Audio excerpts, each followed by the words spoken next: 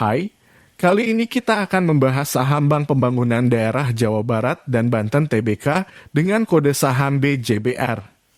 Sebelum mulai jangan lupa untuk subscribe dan like ya agar tidak ketinggalan analisa saham terbaru. Pertama kita akan mulai membahas laporan keuangannya. Kita akan mulai dari menganalisa penjualan dari perusahaan ini.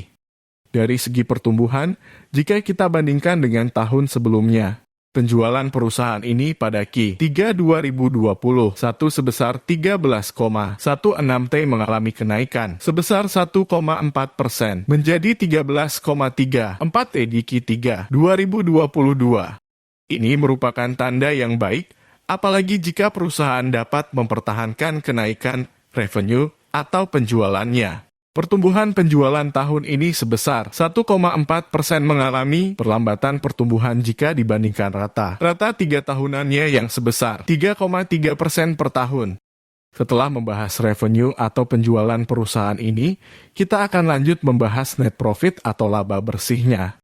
Jika kita bandingkan dengan tahun sebelumnya, laba bersih atau net profit perusahaan ini pada Q3 2021 sebesar 1,90 T mengalami kenaikan sebesar 25,70% menjadi 2,39 T di Q3 2022. Ini merupakan tanda yang baik, apalagi jika perusahaan dapat mempertahankan kenaikan laba bersihnya. Pertumbuhan laba bersih tahun ini sebesar 25,7% mengalami percepatan pertumbuhan jika dibandingkan rata-rata 3 tahunannya yang sebesar 21,1% per tahun.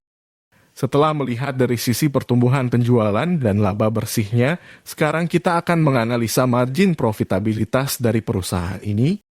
Kita akan menganalisa gross profit margin dan juga net profit marginnya. Yang pertama, kita akan membahas gross profit margin.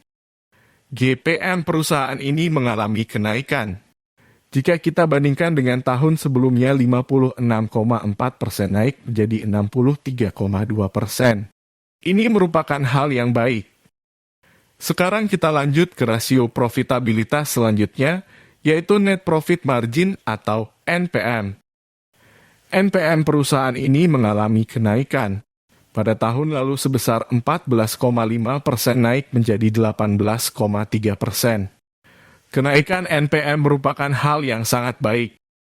Sekarang kita akan membahas rasio terpenting yaitu return on equity. Return on equity tahun ini mengalami kenaikan. Tahun lalu sebesar 15,5%.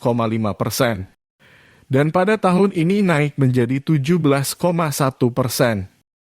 Return on equity dari perusahaan BJBR ini sebesar 17,1% namun memiliki liabilitas yang cukup tinggi, sehingga perlu dicek lebih lanjut apakah perusahaan ini sehat atau tidak. Sekarang kita akan beralih menganalisa kesehatan perusahaan yang banyak mengambil data dari neraca keuangan atau balance sheet.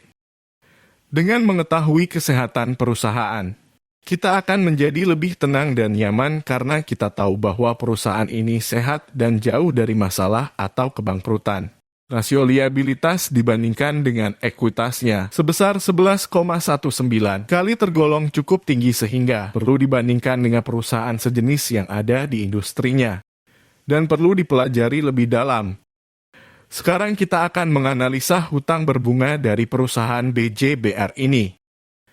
Rasio hutang berbunga dibandingkan dengan ekuitasnya sebesar 0,92 kali masih di bawah 1 sehingga masih cukup aman.